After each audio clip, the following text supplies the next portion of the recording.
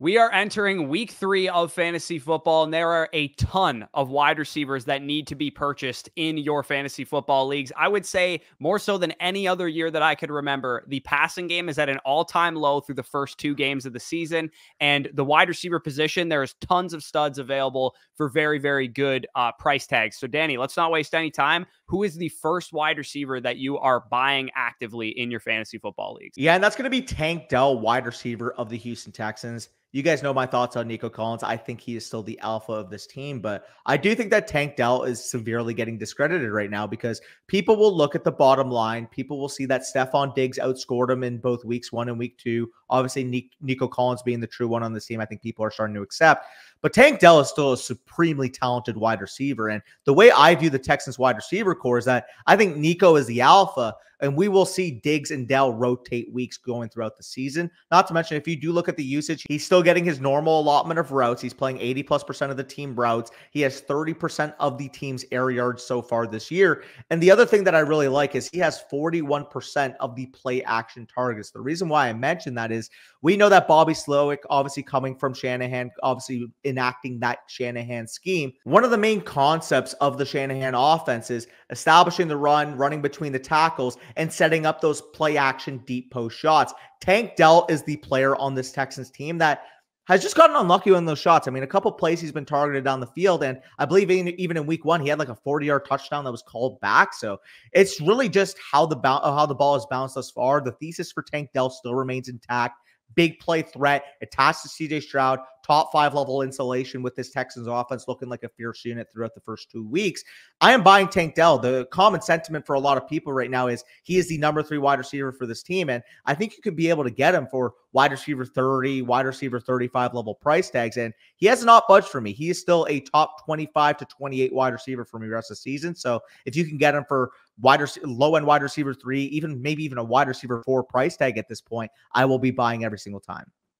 Yeah, and right before his injury last year, he had games of 11, 14, and 10 targets. 3 of his last 4 games prior to getting injured as a rookie, he was commanding a high level of targets. And there was a lot of people saying going into the Nico Collins versus Dell versus Diggs debates that when Nico Collins and Tank Dell were on the field together in 2023, they were actually quite comparable in terms of their overall target share. So we have been staunchly pro Nico Collins as far as the number 1 receiver is concerned, but Tank Dell definitely has a chance to be, one of the better options for the rest of the season, still a top 24 guy on any given week in good matchups. I think a good reason why I know he's a good buy right now is because in our flock league, I have Tank Dell, and everybody he is always the person that I get messaged about. Yeah, I mean, it's pretty simple when you are in an expert league. Again, if you guys haven't already watched the Flock League, we've mentioned a ton. Go make sure you check out that content. But as soon as you see players like a lot of the players we're talking about in this video, I'm telling you right now, I have sent trade offers for in the last week. Yeah, no, exactly. It seems like bag defending on my part because I actually have Tank Dell in that league, but I really am not worried at all. Like I know it's only a matter of time before the long touchdown happens, before the 7, 8, 9 reception game happens from Tank Dell. This offense has the luxury of throwing to whoever is open on that play, whoever is getting schemed open on that play, because we know Slowick is going to draw that up for these players. And Tank Dell just hasn't had the ball bounce his way yet. We've missed a couple big plays, missed a couple red zone targets, missed a couple, like he had a touchdown in his hands that hit him in the face that I don't think is going to happen very often against the Bears. The Bears also a really good secondary that they played on Sunday Night Football last week too. So it's only a matter of time for Tank Dell. If you guys have Dell, definitely hold. If you guys don't have Dell, definitely go and send some offers. You could probably sell off guys like Michael Pittman or I mean, even this trade here, Brian Thomas for Tank Dell. Like I love Brian Thomas, but I would much rather have Tank Dell. Yeah, for sure. I mean, obviously, again, you can also use him in a package. Like if you're doing a 2-for-2, let's just say you want to upgrade at running back, you go. I mean, what's a wide receiver right now that you would say is probably overperforming that we would view similar tier to Tank Dell? Like I'm trying to think off the head. Zay Flowers, maybe? Zay Flowers. Let's just say it's Zay Flowers plus Brian Robinson, and you can go get Tank Dell plus a running back upgrade. That's the type of deal I'm doing every single time. Yeah, absolutely. So Tank Dell, definitely not going to hear any pushback from me. Another kind of bag defending one that I'm about to name here is Garrett Wilson, because you guys know I was staunchly very, very pro Garrett Wilson before the draft. And I do also have him on this exact same team on the Flock League. So the reason I'm not worried about Garrett Wilson, I think a lot of people need to be talked down the ledge on Garrett Wilson right now. He has a 30% target share. He's number one in the NFL in red zone targets among wide receivers. That is going to continue. I do believe he is going to continue to have a high share of this Jets offense in terms of targets. I do believe he is going to be heavily targeted in the red zone because, as we know from years past, Nathaniel Hackett, Aaron Rodgers before, very throw heavy in the red zone. And also, Aaron Rodgers, when he throws in the red zone, typically is a, Strella from Call of Duty games where he just locks onto his number one and just fires it at him most of the time.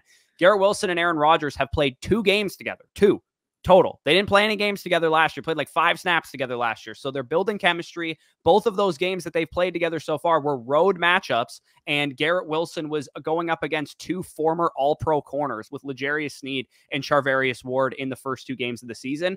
Garrett Wilson definitely has to play better. He's not playing at the level that I think he can play at, but my confidence in his ability to still be the league-winning wide receiver that I touted him as when I drafted him over Justin Jefferson, and that's looking like an absolutely brain-dead take at this point in time because of how Justin Jefferson has performed. I still believe in Garrett Wilson. I still think he has top 5 upside.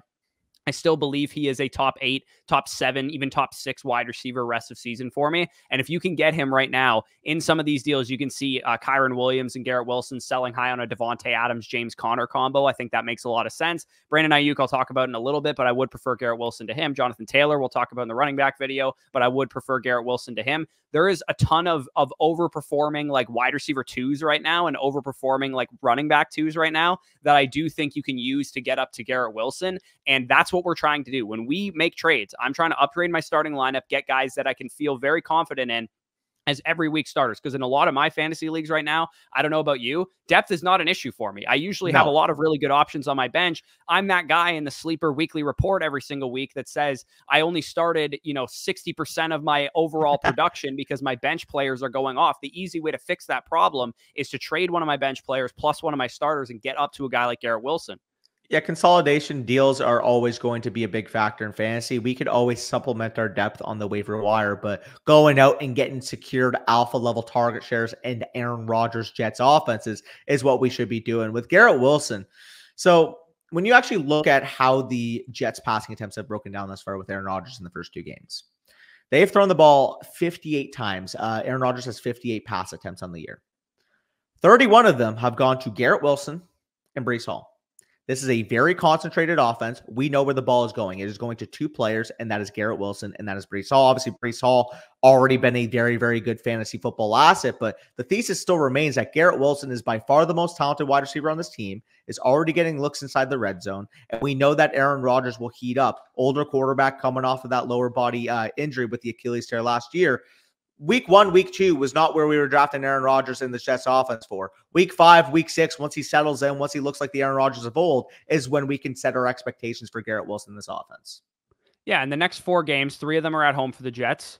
One of them is against Patrick Surtain and the Denver Broncos, so that's probably not going to be a great matchup for Garrett Wilson. But, I mean, Christian Gonzalez just got torched by DK Metcalf, so I'm not really worried about that this week. The Vikings don't have anybody that really scares me at corner, and then the Bills don't have anybody that scare me at corner. I think this is the time to buy Garrett Wilson. We saw the wide receiver 1 in fantasy last year, CeeDee Lamb, have 1 game of over 15 PPR points for the first 6 weeks of the season, 5 weeks of the season. So it's very possible that this is a slow burn, a guy that kind of scales production as the season goes along, and it makes logical sense. They haven't had a lot of time to develop chemistry together in games. Aaron Rodgers played no games in the preseason. He probably was semi-limited during training camp practices by the injury. So I think as the season goes along, both of these guys will look better. Yep, great points on Garrett Wilson in this offense. We'll move on to my number 2 buy at the wide receiver position, and I have to talk about my boy CeeDee Lamb. It's going to see almost like a milk carton thing. Like, how are you calling CeeDee Lamb a buy? He's averaging over 16 PPR points per game. He's been, fine in fantasy, even if he hasn't lived up to that 101 expectation so far,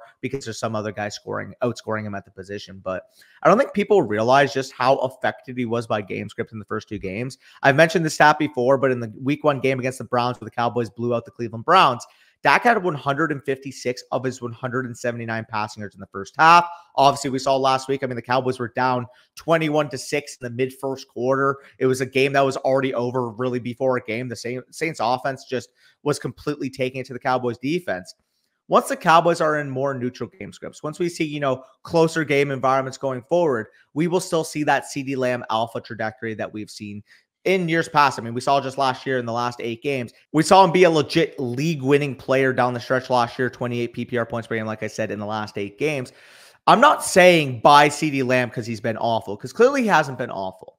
What I'm saying is the thesis still remains for CeeDee Lamb. I still think he's the wide receiver 1 rest of the season, and I think he's actually attainable on the market. Because as soon as CeeDee Lamb starts showing why everybody was taking him 101, 102, 103 in their drafts, he is going to be an untouchable asset. So basically what I'm trying to say right now is when you have a window to go buy in on CeeDee Lamb, who, again, I still think is the wide receiver 1 in fantasy, and you could probably get him more so for mid-range wide receiver 1 price tags because he hasn't quite looked like himself thus far, I am sending out feeler offers. I am trying to get this guy on my team. And some of the deals I'm kind of mentioning here, like if you can take Sam Laporta and Malik Neighbors, who has had an elite start to his NFL career, if you can go and consolidate to CeeDee Lamb, assuming that you have a solid option at tight end to be able to defer to, I'm doing that every single time. Rashid Rice and David Montgomery, both guys that are on the high. I love Rashid Rice. I have him in the flock league. I think he's a stud. If you're telling me I can package David Montgomery on top of him to go get CeeDee Lamb, I'm doing that every single time. Obviously, you're probably not going to be able to do this Debo deal, but the point remains,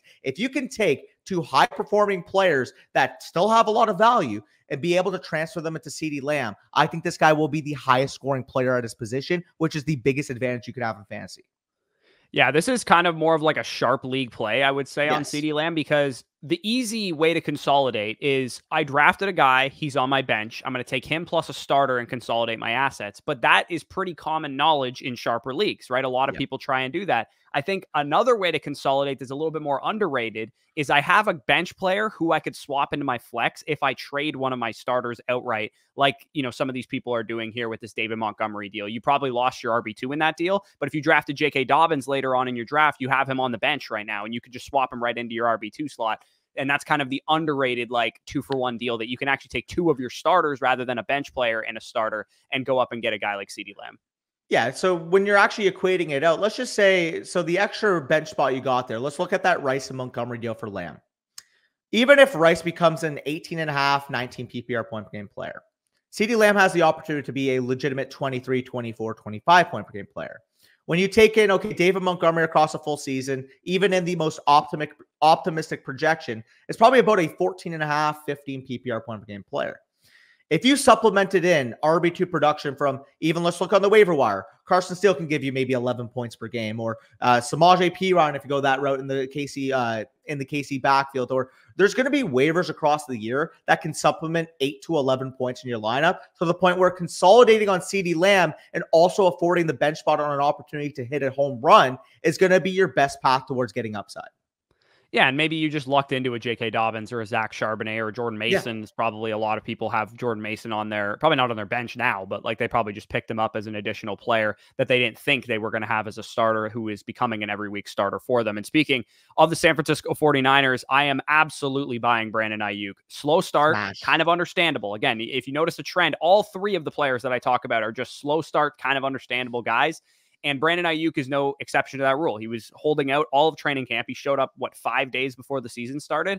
Deebo Samuel is now out, expected until about week 5, week 6, according to Deepak on Twitter, breaking down some of the injury timelines based on the data. This offense is still a top unit, even without Deebo Samuel and Christian McCaffrey. Brandon Aiyuk suddenly is the number 1 receiver capable of commanding a 30% target share. How many times, Danny, did I say this offseason that Brandon Aiyuk actually ran cold last year? Because the 49ers weapons all stayed healthy and they barely threw the ball without their starting running back. And now without their basically backup running back in Deebo Samuel, they're going to have to throw a little bit more. And also too, there's a way less target competition for Brandon Aiyuk in this offense. So I look at a guy who was a first team all-pro wide receiver last year, who legitimately doesn't have any target competition outside of George Kittle at this point in time. So Brandon Aiyuk, if you can get him in trades for Stephon Diggs, that is a perfect example of selling high on a guy who's had some good performances so far. Garrett Wilson, again, I prefer Garrett Wilson, so I would take that side of things. But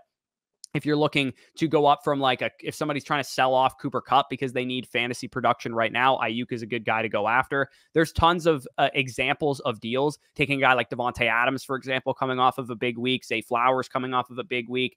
It doesn't matter which receiver you use. Brandon Aiyuk to me is a top 8 to 10 receiver rest of season, and there's very few wide receivers I would rather have than him. Yeah, it's pretty simple when you contextualize that 35% of the targets from last year with Deebo Samuel and Christian McCaffrey are out of the lineup. Two guys that commanded 172 combined targets. Again, we are not a vacated targets channel because that usually means you're propping up a lesser player to absorb that target share. With Brandon Aiyuk, we already know he's an elite player. And in fact, it's much more likely they're going to concentrate this offense without two of their best players in the lineup, rather than, let's say, Jawan Jennings getting a big target workload or Jordan Mason giving you 5 to 6 targets per game. It's much more likely that they're going to trust the guys in this offense that are superstar level talent. So with George Kittle and with Brandon Aiyuk, they are the big beneficiaries of Christian McCaffrey and Deebo Samuel going down. And people are worried about Brandon Aiyuk. He hasn't had a big time performance, obviously held out in the offseason. People are worried that maybe he's not coming into the year as the same player. But I'm telling you right now, there's going to be a week where Brandon Aiyuk has 12 targets, 9 catches, 135 receiving yards, and 2 receiving touchdowns. And you are going to wish you traded for him at this current cost. Yeah, he also leads all receivers in end zone targets right now and hasn't scored a touchdown because he just, one went off of his fingertips and, he dove for one. It didn't he's had some unlucky things. He looks a little bit rusty at this point in time. As games go along, as he gets more practice time in, that's probably all going to change. I also think the McCaffrey thing philosophically could result in them throwing the ball quite a bit more. They're 30th in neutral pass rate through 2 games. They were dead last basically in overall pass attempts last year. I do think, one, they're not going to be blowing teams out like they were last year. They're going to have to throw for all 4 quarters. And 2, they're going to actually probably lean on the pass a little bit more because, they also need to kind of determine whether or not they want to pay Brock Purdy after this year as well. So they probably should get a look at him. Yeah, 100%. I think you pretty much nailed it there. You got to see what you have with Brock Purdy, especially knowing that as good as Jordan Mason looked, he's still not Christian McCaffrey. Like, he's not going to get 24 opportunities per game across the entire year. They've also played 2 of the worst run defenses in the NFL the last 2 weeks too. So there's a good chance that if there's a little bit more of a pass funnel defense that they go up against, they might have to throw the ball a little bit more as a result of that. I can rattle through my last buy here and then we can get into yours just because philosophically he's kind of a similar buy to the 2 that we just talked about. Jamar Chase, also a superstar level fantasy asset. Last year, through 2 games, Jamar Chase, 8.3 PPR points per game. If you guys recall, Burrow was dealing with an injury, wasn't playing at a high level. The Bengals dropped to 0-2. Very similar case this year. Burrow not playing super well. Bengals dropped to 0-2, 9.8 PPR points per game. Not great. Do you know what Jamar Chase did for the next 7 games after those 2 games last year? The next 7 games, he averaged 23.3 PPR points per game with just 1 game under 14 PPR points. So it wasn't just that 50-point performance that he had in week 4, week 5 last year that propped up all those numbers. He had 3 other games of over 20 PPR points in that stretch before Burrow went down with his injury. So I look at Jamar Chase and I think everybody's panicking about the Bengals. People might be a little bit worried that they're not quite the same offense. I actually think T. Higgins coming back this week, which it looks like he probably will, is going to help out the offense, is going to make Jamar Chase's job easier. It's going to make Joe Burrow's job easier. So when you have an opportunity to buy, in my opinion, still, if we redrafted today, a top 6, top 8 overall pick, why would you not use Chris Godwin and J.K. Dobbins to do it? This trade is a perfect example of stuff that you could probably pull off. Chris Godwin is the wide receiver 1 in fantasy overall right now. You could take Chris Godwin plus J.K. Dobbins, who's top 5 running back in fantasy right now, go after Jamar Chase. You could go after Jamar Chase using Derrick Henry and Brandon Aiyuk, using Chris Godwin and Jameson Williams. Those are all perfect examples of how you want to buy this guy. Yeah, I mean, heck, you might even be able to, at this point, again, depending on how competitive your league is. Obviously, if you're in a competitive league, people in the comments might be like, oh, this will never happen in my league. I'm saying it for the general consensus. You might be able to get Jamar Chase plus for Rashid Rice at this point in some leagues. Yeah, again, that's probably more for casual leagues, but I think using guys like Godwin and Adams and Rice and Neighbors and hell, even, we prefer Nico Collins straight up, but if you could get Jamar Chase plus for Nico Collins, that would definitely be something that you would consider doing as well. Guys who are overperforming relative to expectations right now are perfect examples of this. Kamara and Godwin are 2 examples, I think, that are overperforming relative to what I expect from them for the rest of the season that you could use to get up to a bona fide superstar like Jamar Chase. For sure, like CeeDee Lamb, Jamar Chase, obviously league winning level ceiling, like you said, 23 plus PPR points per game down the stretch in that season. And the thesis still remains intact. Obviously, a guy that can command 10 targets per game and a Bengals offense that we think will get better. Joe Burrow will get better moving forward. So it's an easy buy, in my opinion. He's still that superstar talent that we know and love Jamar Chase to be. My third buy, and speaking of potential superstar talent, I really saw that in Rome Odunze, the prospect. He was a top 10 graded wide receiver for me. Obviously lands with the top 10 overall selection to the Chicago Bears to pair with a generational quarterback with Caleb Williams, the best quarterback prospect I have seen since Trevor Lawrence. And the reason why I'm buying him, again, I'm not going to go out here and say that I expect completely brighter things from this Bears offense. Oh, they're going to be a top 10 offense for the season. I'm not saying that. However, what I am saying is we are looking at the floor range of outcome right now for what this Bears offense was expected to be. And a lot of people, the growing sentiment around this Bears offense is they just simply have no upside moving forward. Guys, Caleb Williams just played in his first 2 NFL games. Rome Odunze, coming off an MCL sprain, reported MCL sprain, questionable coming into the night, played 96% of the routes for the Chicago Bears. I think at this point, you can get Rome Odunze for wide receiver 5 price tags, bench piece type of price tags. People have asked me if I should drop them. It's insane to me. Again, you're getting a talented player attached to a generational quarterback who's playing 90+% of the routes, and his value is virtually non-existent at this point. So for me, if I can get, whether it's Rome Odunze as a throw-in a deal, or whether it's me swapping out a bench player straight up, like, can you trade Wan'Dale Robinson in a small piece for Rome Odunze at this point? Yeah, I mean, at the very least, you should be able to trade my biggest sell, and we could probably transition right into it, for Rome Odunze, which is Rashid Shaheed. I think Rashid Shaheed has had great 2 weeks to start the year. He's obviously going to be a boomer bust wide receiver 3-4 type rest of season in this offense, the way they're scheming things up. But the Saints, in my opinion, could regress a little bit. The Eagles, the Falcons, the Chiefs, the next 3 weeks, all solid teams, all solid defenses. It kind of comes down to this. Would I rather go after a guy like Rome Odunze, who has, somebody has eaten the worst 2 weeks of his career so far, most likely, or of his fantasy season so far. Whereas Shaheed, if anybody was lucky enough to start this guy, they probably got like a top 8 wide receiver currently in PPR points per game. So he's not going to catch a 50-yard touchdown every single game like he's done in the first 2 weeks. He's not going to out-target Chris Olave like he's done through the first 2 weeks of the season. He is a good option, but he is not going to keep this up. So if you wanted to swap him straight for Rome Odunze, I would definitely consider doing that, or use him in a package deal to tier up. Take Chris Godwin plus Rashid Shaheed, see if that gets you to Aiyuk, see if that gets you to Garrett Wilson. Maybe it even gets you to Jamar Chase, something like that. So Shaheed is my first sell as well to go along with your Odunze take. Yeah, and the underrated part as well is we've talked about how good this offense has been, and I do think this is going to be a good offense moving forward, but we've talked about the positive regression for Chris Olave. Maybe we see some tight end targets moving forward. Maybe Taysom Hill gets some more involvement. Rashid Shaheed is running extremely hot. And again, I do think we have to adjust the ranks to the point where he's probably a top 40 to 45 wide receiver rest of the season. But given the fantasy projection we've seen from him thus far, you could probably even get wide receiver 30 type, wide receiver 25 type of prices for him right now. And I just quickly want to mention one more thing on the Rome Odunze point. We just saw Marvin Harrison Jr. and Malik Neighbors have, unspectacular week 1s and blow the fuck up in week 2. Rome Odunze just had an unspectacular first 2 weeks. There's a reason why people were talking about this wide receiver class headlined by these 3 names. So just want to mention that. We already saw it from Marv. We already saw it from Malik. Sooner rather than later, we will also see it from Rome. Yeah, exactly. And like I said, the person who drafted Rome Odunze in like the 5th, 6th round has just absorbed the 2 worst weeks of his fantasy season, where Caleb couldn't have looked worse the first 2 games. Though Shane Waldron in the offense couldn't have been called more poorly the first 2 weeks of the season. There's a good chance that they're going to try and make some adjustments. They're going to try and get DJ Moore and Rome Odunze the ball more. Like, their defense, thankfully, is really good. So they should be in games. And as Caleb gets more experience, hopefully he plays better. But we're not going to throw in the towel on either Rome Odunze or Caleb Williams after 2 games as rookies. Yeah, it's pretty much as simple as that. Obviously, like you said, Rashid Shaheed as being the first sell. My first sell is actually going to be Davante Adams, wide receiver of the Las Vegas Raiders. And he's looked good. I'm not going to lie. I mean, that second week especially, he really looked like that Davante Adams of old. But my thesis for why I was avoiding Davante Adams still remains intact. He was a risky wide receiver that's shown declining numbers in his previous season that is still going to be attached to one of the worst offenses in the league.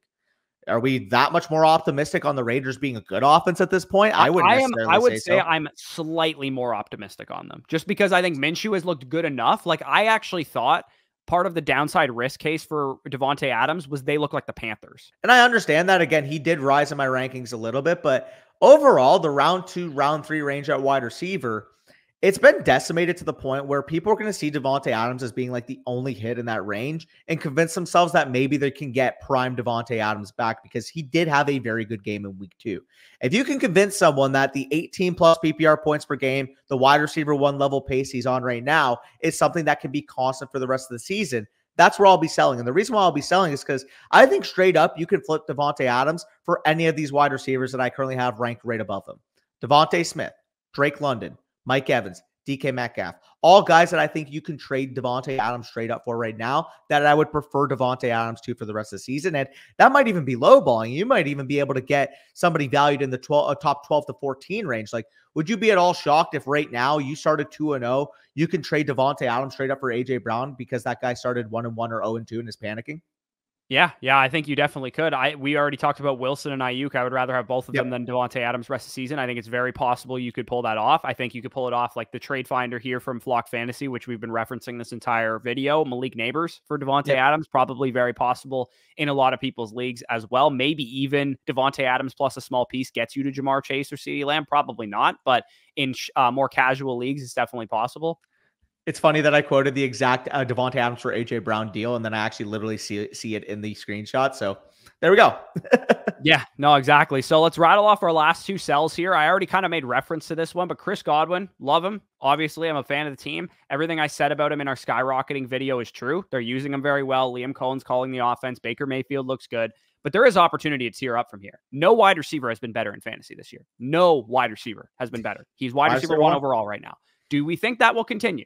I do not. I think he's probably more wide receiver 20, wide receiver 15. Maybe at best case scenario, he's a back end wide receiver 1. Casual league mates, especially, will look at how he scored so far, and they will give you Wilson, Aiyuk, Olave, London, Chase, maybe even Tyreek Hill easily for a guy like Chris Godwin. Casual league mates will do that. Again, in sharper leagues, you'll probably do Godwin plus for like Chase, Hill, somebody like that. But in casual leagues and expert leagues alike, I think there's a very good chance you could get Garrett Wilson, Aiyuk, Drake London, or somebody like that straight up for Godwin right now. I mean, we love Godwin. You mentioned that he was a big riser for you. You have him wide receiver 19 rest of the season. He's my wide receiver 14 rest of the season. I think he's a very crystal clean projection. I love the way the offense has looked, and I think he has the Cooper Kupp role in a Liam Cohen offense. But he's the wide receiver 1 overall in fantasy. If you are getting anywhere close to that type of market, again, maybe you're not getting CeeDee Lamb or Jamar Chase or, some of those other first round caliber wide receivers straight up for him. But can you get Nico Collins right now? Can you get, we just mentioned AJ Brown. I think Aiyuk and Wilson are the 2 for sure that you should be able to fashion a deal around, because I still prefer them to Godwin rest of the season, but they haven't performed at a high level.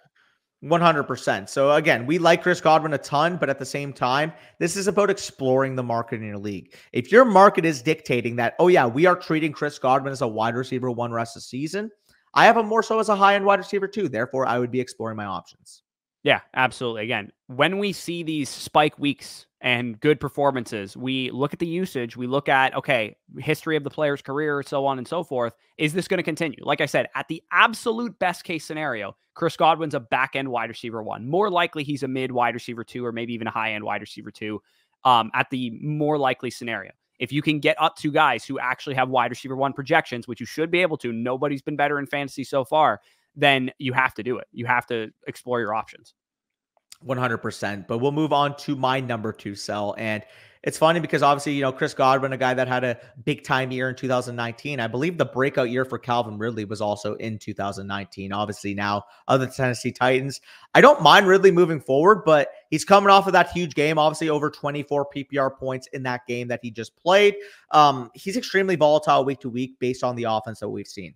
Do I think that the Titans offense on a weekly ceiling perspective has a high ceiling? Yeah, if Will Levis is chucking the ball, they're being completed, they could put up some points in bunches. However, like we saw in week 1, sometimes that's not always the case. This is a volatile situation for a reason. Will Levis will put the ball in harm's way, will turn the football over, and sometimes it will look like a complete mess. And on top of that, DeAndre Hopkins did see his snap share go up in week 2, and he is getting 1 more week removed from that preseason knee injury that he suffered, the MCL sprain that he suffered in the preseason. I do think once DeAndre Hopkins gets back his normal allotment of snaps, it is going to be Calvin Ridley and DeAndre Hopkins. But Calvin Ridley right now is being treated as a guy that you can consistently rank as a top 24, top 30 level option. And to me, if anybody views Calvin Ridley as a wide receiver 2 or high end wide receiver 3 in your league, there's just so many pivots that I like. We mentioned Tank Dell as one of the big buys. Can you trade Calvin Ridley straight up for Tank Dell right now? And in fact, you might even be able to get a plus on the Dell side based off what we've seen so far.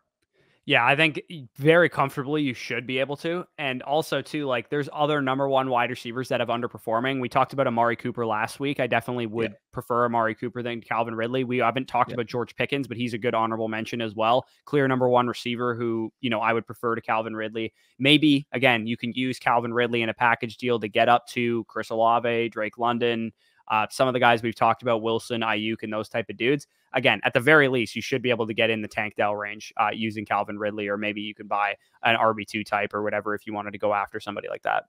Yeah, for sure. I mean, if people are treating him as a top 25 level receiver and you can make any of those easy pivots, that is something that you should be doing. Again, we are not against the players on these trade targets videos. We're against the prices. Yeah, and one quick honorable mention I would like to make, because we were only talking about wide receivers in this video, and we aren't going to make a video on tight ends. I think Travis Kelce is the biggest buy in all of fantasy football right now. And it's not because I think Travis Kelce is going to be a superstar and pace the NFL in tight end production like he's done for the last couple of years. I just think he's literally being treated as if he's washed up garbage at this point in time. For most people's rankings, he's a top 6 tight end rest of season from what I've seen. And to me, he is still my tight end 1 rest of the season. I still think that the Chiefs offense is going to have to throw now without Pacheco there. And they're also going to use him a little bit more favorably in the red zone and use him a little bit more on these like crossing routes and the things that we know Travis Kelce does well. He hasn't been asked to do that yet. And I just think it's a matter of unluckiness, because I mean, he had a 40-yard pass called back where he looked fine. He looked explosive and stuff. Like I'm not worried that Kelce is washed. He looks exactly like he looked like to me last year. And he was still the tight end 1 or 2 in points per game. And if you'll mention a onesie, I'll quickly mention a onesie as well. I mean, at the quarterback position, I think Dak Prescott's getting a lot of, shade. And obviously I was going to say that because you guys know my thoughts on Dak, but he's been in 2 game scripts, like I said, with CeeDee Lamb that haven't really been conducive to fantasy success. I do think we even that out. This is still a team that wants to throw the football, is always going to be up there in the top 5 in terms of pass rate over expectation. And anytime you can get a pocket passer that is coming off arguably what's going to be their 2 worst fantasy production passing performances in the season, they obviously started the season low and were literally the league winning stack down the stretch last year. Yeah, no, I think Mahomes obviously goes hand in hand with Kelce too as a good onesie to buy at the quarterback position. So, bunch of wide receiver trade targets, couple bonus onesies. Appreciate you guys for sticking around. Leave a like if you enjoyed. Subscribe to the channel if you're new around here. All the trade finder stuff that we broke down in this video is from our Flock Fantasy Trade Finder tool. We have a trade calculator over there. Me and Danny both have our rest of season rankings up to date. So you can literally plug in a trade in your inbox. Let's say you get offered Chris Olave for Drake London, and you can literally plug in Chris Olave, Drake London, get my opinion on it, get Danny's opinion on it. If you trust multiple of our experts, you can get a bunch of different expert opinions on it. And you can literally get our opinion on a trade without having to physically ask us, because our rest of season rankings are updated constantly. And I go through mine pretty much every other day and hit publish on them to make sure that they're always updated for you guys there. And you can get access to that by going to flockfantasy.com using the promo code FSE. 7-day free trial you get there. You can also sign up annually for 6 months for free as well. So definitely check that out. That'll be linked down below in the pinned comment. But with that being said, peace out. We'll talk to you soon.